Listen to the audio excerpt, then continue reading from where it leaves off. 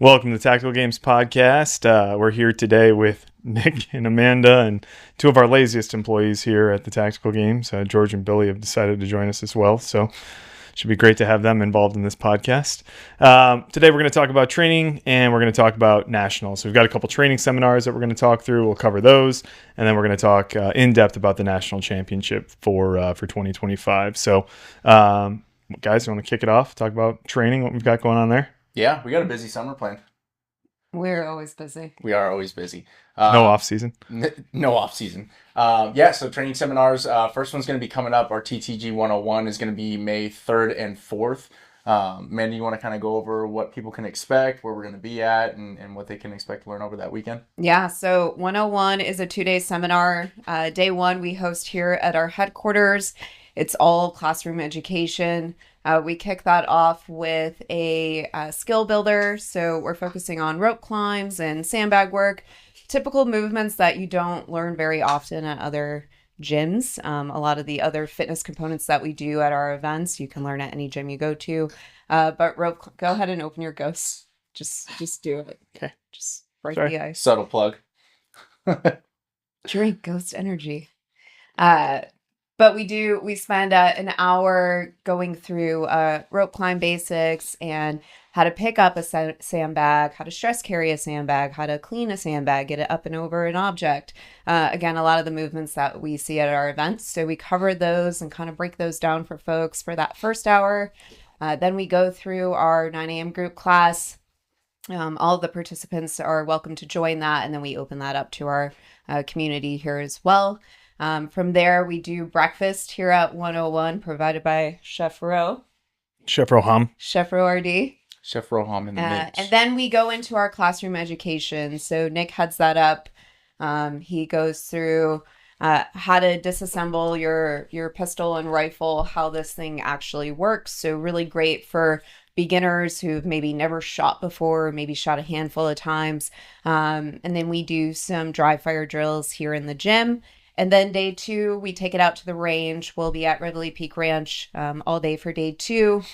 We'll go through some basic live fire drills out at the range for both rifle and pistol. And then we'll introduce some tactical game style stages for folks to kind of tie all of that information together at the end of the day. Awesome. Yeah, be a good time. After May 3rd and 4th, we also have two more on the schedule for this year. So August 2nd and 3rd, and then one last 101 the week before Nationals, which will be the 1st and the 2nd. So that'll round us out for TTG 101 for the year. And then we have two separate training seminars, which are going to be headed up by Sal and Kirtley. Pistol and rifle skill builder is going to be with Sal. That's going to be Sal Hernandez, the guy that we had on the podcast last time. Yes, Yeah. Sal Hernandez, for those of you who don't know.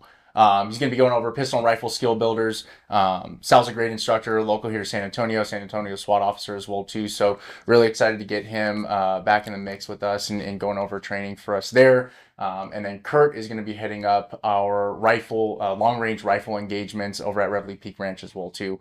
You want to kind of go over what they can expect for Kurt's class as well? Yeah, Kurt's class is definitely going to be carbine and long-range engagements.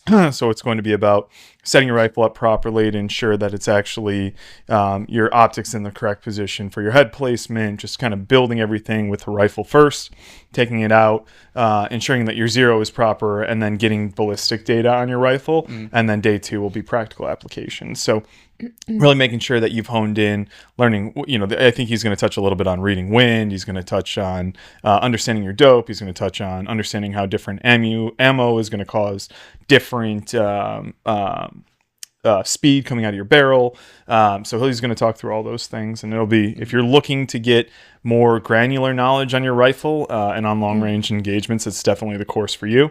If you're a beginner, I would say that's probably not the best way to start out.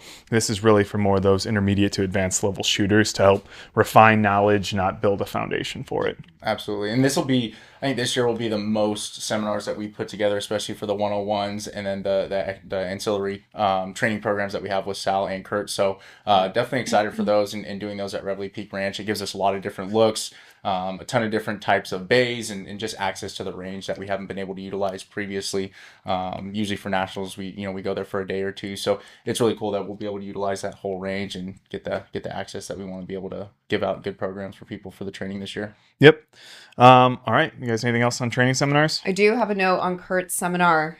We have not promoted it yet. I have included it in some of the event emails that have gone out, and we have a lot of interest in that seminar. It will be capped at 10 participants. So if you are interested, the registration is live on our website. You can register directly on Practice Score as well. So if you are interested, I would get registered as soon as possible before all those slots fill up. Thank you very much. Much appreciated. Got you. All right. Let's talk about Nationals 2025. Man, you want to lead it off? Where are we going? Sure. So we will be heading to Reveille Peak Ranch November 14th through 16th for Nationals this year. We will be at RPR for all 3 days of the 3-day event. So you don't have to worry about changing up locations. We'll be staying put all weekend. Yeah, and for that, one of the things we worked with the ownership over at RPR, and I'm really excited. They're going to be making some changes to the range and the range layout. So the biggest thing is they're going to add additional bays. All of the bays will be right next to one another. One of the things that was a disadvantage to us before when we go to RPR, we'd have a stage set up, then you'd have to drive to the next stage. Or there was just a lot of movement back and forth when you were transitioning. We will be utilizing the long range bay as we have in the past. Great opportunity to shoot out to, I think, 650 yards is what's available there. So we'll be utilizing that, but with the exception of that bay, everything else, and then the run will probably be a little bit off course. All the other bays will all be in the same area. And that's huge for us because we can really build that festival atmosphere. All the vendors will be out there. It'll be like Texas Shooting Academy was last year with kind of everything in close proximity. They are going to be giving us, I believe it's going to be 2 200-yard bays, 2 100-yard bays, 2 50-yard bays, and then 2 25-yard bays as well. So the layout for that is going to work very well for what we're doing for the national championship. We've had issues at RPR in the past with basically only having like shorter distance rifle engagements, which is why we've kind of shied away from utilizing that facility. So I'm really excited that, RPR is becoming our new home range. So the range that we're going to do everything at going forward. So we're going to have a lot more going on out there over the next couple months, specifically with the skirmishes moving out there. Yep. We're going to start building things almost immediately for national championship to start supporting that. So bigger props, more implements, more things that we can do because we've got a more stable base. We don't need to move it around. And it gives us about 6 months to plan for it too. So really excited about that. Really excited about that partnership with RPR and what we're going to be able to do over the next couple of years out there. Yep. So also with Nationals, we got a couple of updates, changes. As a lot of you guys know, we've added new classes in for the year. So we now have the men's 60 plus class, and we also have the women's 50 plus class. As you compete throughout the year, you'll be able to have your scores scored separately for those particular classes. If you're competing as a male, in the men's 60 plus class, your scores will be comprised of either the men's 50 plus division or the men's intermediate division. Yep. And then the women's 50 plus class will be comprised of women's 40 and women's intermediate as well too. Correct. So you guys will get acknowledgments at the end at awards ceremony. There will be some prizes up for grabs as well too. So again, really excited. You're referring to the regionals, right? For the regionals, yeah. Right. Yeah. And then for nationals, we will have those as we will call it a division for that particular event. So again, really excited for that. Those have continued to start to grow over the last couple of years, and Jeff Craddock is kind of the one that headed up all that for those particular classes. So it's been really cool seeing those guys and women get out there and that starting to grow as a whole. So I'm excited for that for nationals this year. It'll be cool. So to clarify, at nationals, we're going to have men's and women's elite. We're going to have men's and women's tactical. We're going to have men's and women's 40 plus. We're going to have men's and women's 50 plus. We're going to have a men's 60 plus. Those will be all of the 3-day competitive groups. Yep. We will also have a men's and women's intermediate, which will be a 2-day competition. Registration for that, we're going to open up middle of September, possibly October. We're going to wait and kind of see, but expect in the middle of September or October is when registration will be opened up for that. Yep. And then aside from that, we do have a couple of announcements as far as rule changes go. So let's go ahead and kind of dive into what those. There you go, Billy. There we are. We'll dive into those right now and kind of just let you guys know what those updates are moving forward. So the biggest one for this year is going to be competing in the division that you qualified for. So we are going to allow people to drop divisions if they need to. Obviously, we understand life happens, things happen, injuries happen. There's a lot of things that happen in life. You in order to be eligible for the prize table and for a podium position, you have to compete in the division that you qualified in. So if you competed in tactical all year and you get injured and you want to compete in, we'll say 50 plus, if you were John Murray, who has the ability to go across those two things, if you were to not have qualified previously in 50 plus, he would not be eligible for the prize table or for the podium if he dropped down a division. And dropping down a division, we're talking about overall weight. We're not talking about one division being ranked higher than the other. It really just relates to the weight that's being utilized in those divisions. Yep, absolutely. And then for check-in for that, it'll be similar to last year's as well too. We will have check-in here at HQ starting on Thursday. That'll be from 12 to 7. Once you guys are checked in, we will have a designated zero bay over there and all that good stuff. So you guys can go over there, check zeros and everything on your weapon systems as well.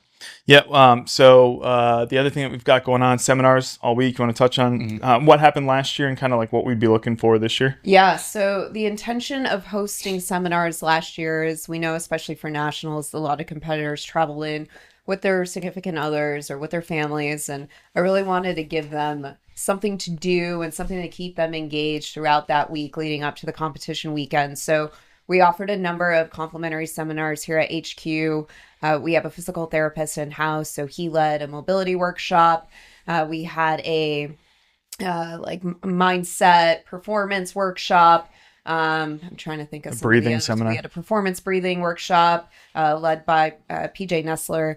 So we'll definitely look at bringing back some of those complimentary offerings to keep people, engaged and excited for the weekend. And then we'll also have open gym and group classes that will be all complimentary to you and your families while they're here for the week. We just want to keep everyone engaged and having fun. Yeah. And then one of the last things that we're going to touch on. So registration opens today.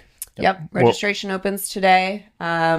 We have a Nationals 2025 event page on the website. So if you go to our main menu, click on events, it'll be that first drop down tab.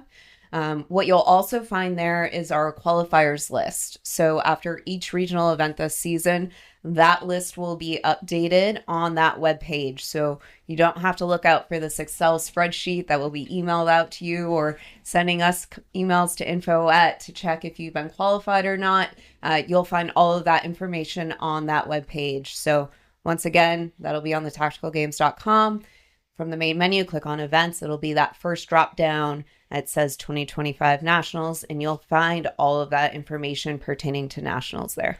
When are we going to commit to how long after the event will we have the qualifiers listed? You tell on the me, website? Mr. Thayer.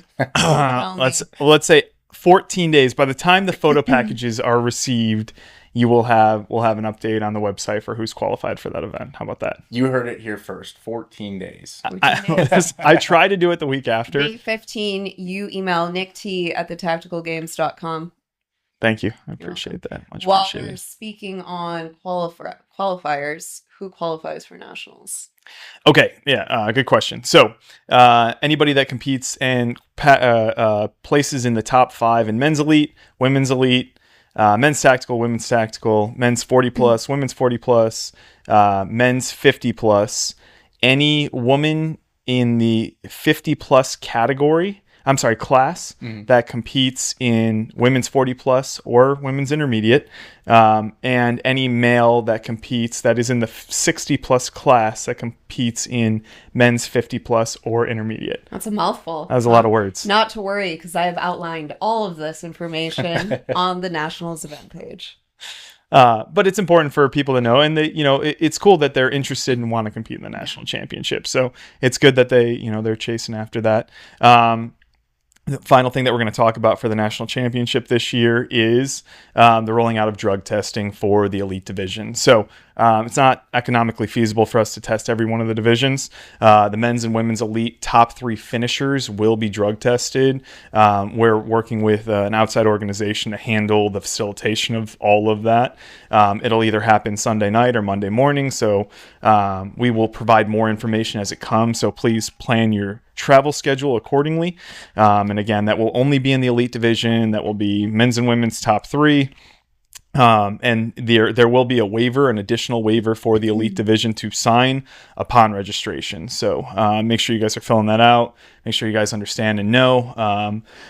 We are utilizing an organization called Drug Free Sport. There is going to be therapeutic use exemptions. There's going to be, we're not trying to punish anybody for being under the care of a physician, but instead trying to make sure people are being safe and make sure that people aren't going out of the way to do anything additional or give themselves a competitive edge. Not that I think people are, but this prepares the sport for longevity. I think this is important for the future of the sport. And, there's definitely been talk and things, and we want to make sure that we are being as fair and as equitable as possible. If we create standards and we expect people to operate and facilitate under specific standards, then I feel like this is a standard that should be set. Unfortunately, it's not something that we can do all year long. I don't think it's something we'll ever be able to do all year long. But for the national championship, because there's so much on the line, I do feel like it's important and definitely a place that we can institute it now. So looking forward to that. Anything else on nationals you guys want to talk about? We did not touch on roll down. Oh, touch on roll down. Touch on roll down. Explain it. You know it. You got it. So at a regional event, if somebody in the top 5 has already placed at a previous regional event, it'll roll down to the next athlete. Okay. So if you place 6th at that regional event and Nick Palacios placed in the top 5 at that regional event in a previous event, then you would then qualify for the national championship. Once again, this is all outlined on that event page, and you'll see your name populate on that roster as a qualifier. Don't worry, I'll be working the event. You did it. Nailed it. Nailed it. We don't have it on the board, but let's talk about it because I think it's something pretty cool that we're implementing this year.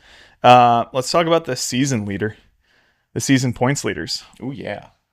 Yeah, we've got a new leaderboard. So basically what we're doing is we're taking data throughout the season. And if you've qualified, your points will all be tabulated and they'll be on our website for everybody to be able to access. So if you have qualified, your points will be counted retroactively for any other events that you've competed for in that season. But if you have yet to qualify, those points will not yet. So for instance, if you competed last month in Florida, you didn't place top 5, but you compete this month in Reno, and then you do qualify for nationals in that top 5 position, then those points that you earned from that prior event will be tabulated, and then that will be added as well too. So something cool that you guys can follow along, see how you're stacking up against competitors from all over the country. Something that we wanted to do for the last couple of years and been talking about and been able to finally get put together. So really, really excited for that. Yeah. So the way this is going to work, the first match of the year did not have 700 points available. So we are going to go back and we're going to modify points earned by competitors. Points are also not unique to specific divisions. So if you look at the overall leaderboard on the website, you can see that there are sometimes men's 40 plus, men's tactical, women's tactical. There's all of these different possibilities for who could be the overall match leader for total points earned. So your points earned over that weekend will be cumulative over the year, as long as you eventually place in the top 5, like Nick was saying. For Sierra Vista specifically, we're going to go back. We're going to add, because it was based on 500 points, we are going to work to adjust that to 700 points. So there will be a modification to scores for anybody that posted scores in that. And it won't change placements for anybody. It's just changing the overall match points that were available. Correct. So they'll be basically we'll have to put on it'll be like a 0.18% increase in points based on what they earned. So if it were based out of a 700 point scale instead of a 500 point scale. Yep. So Nathan Drum is a great example of this. Nathan Drum competed in both Sierra Vista. Brandon Rodas is another one, I think, competed in both of them. So both of them will have cumulative points from those 2 matches. We will have a men's overall leader for the year, and then we'll have a women's overall leader for the year. And there'll be prizes available for those. So it'll be basically like a regular season champion. You can do this one of two ways. You can compete a lot, or you can do really well when you do compete. Yeah. And we see a big difference and a big swing in those. So like, the overall points winner usually being in the high 600s to, I don't think we've seen a 700-point winner this year. But in the high 600s, where sometimes we'll see different categories are down in that 350, 340 for being winners as well. So I think it'll be pretty cool. I think it's something new, and it's not unique to a specific division. Yeah. So it's not ensuring that men's elite or women's elite is going to be the winners. They are more likely because of their scores relative to performance in those specific events. But I think it'll be awesome to see who can actually come out on top of that. Yeah, no, I agree. I think it'll be really cool. And like we said, it's something that we wanted to do for a while. So it'll be really interesting to see how this all pans out and see who ends up coming out on top in this year. Yep. And that leaderboard will also be available on the website. We'll have a new, I don't know where you want to put it. We'll dream that up. We'll have it buried somewhere in there. 9:00 at night. And dream up everything else that we do. Yeah, so we've already built the spreadsheet. We've already got all the points tabulated. So it'll be listed on the website and it'll be sortable. And everyone in the top 5 at every match will be added to that list. It'll be the qualifiers list, and the points will be available on there as well. So as soon as you place top 5, we'll do that. Another thing that we've been talking about, and this is going to take a little bit more work on how we're going to actually implement it. So this is going to require some input from you all as well. We are going to be doing a first responder, mill, law enforcement, competitive points leaderboard as well. So if you are at a unit, if you're at a department, however your specific organization breaks it down, we are going to have an overall season leader for the department unit, however we want to call it. The unit that gets the most points is going to be the winner of 6 Concept 2 ergs. Any 6 that you choose for your department. So like Kokomo PD is a great example of this. Kokomo PD has had, I think 2, if not 3 officers already come out and compete this year. Mm-hmm. All of their points will be totaled up, and their points will then go onto a separate leaderboard where we will be able to track that performance. So going forward on registration, this will be something that you can add in. This is going to take a ton of work on our side because we're going to have to go back and ask questions. So please make sure that, if we email you back, you guys are responding. Basically, we're going to have to make some drop down tabs that people are going to be able to select, and it's going to be a whole thing, but it's something we want to do, something Concept 2 is really excited about. So at the end of the year, whoever has the most participation is going to take home 6 ergs for their unit or department, which I think will be awesome for them. It's going to encourage training. It's going to encourage you guys to get fit and reduce some of that impact on your joints from doing long distance running. It's always something that you can do on one of those ergs. So excited to bring everybody that. Yeah, no, it's going to be great. Aside from that, I think that's all we have for nationals, all we have for training. Anything else fun, exciting coming up? I do have something to add. I monitor our Facebook pages, and I see a lot of the same questions come up on our Facebook pages. And a lot of those questions can be answered on our website. We've been putting a lot of work into our website, thanks to Sean Nelson. Shout out to Sean. Action gunner. I send him like 2 to 3 emails a week. But we are looking to add a lot of resources to our website, and we acknowledge there's still a lot of information that isn't there that we want to add, and we're getting there. But I encourage you, go on our website. There's a lot of resources on there. There's a lot of resources on our YouTube channel. Check out those resources before you continuously post the same questions on the Facebook groups. Yeah, and the new competitor guide is one of those that we continually add to throughout the year as well too.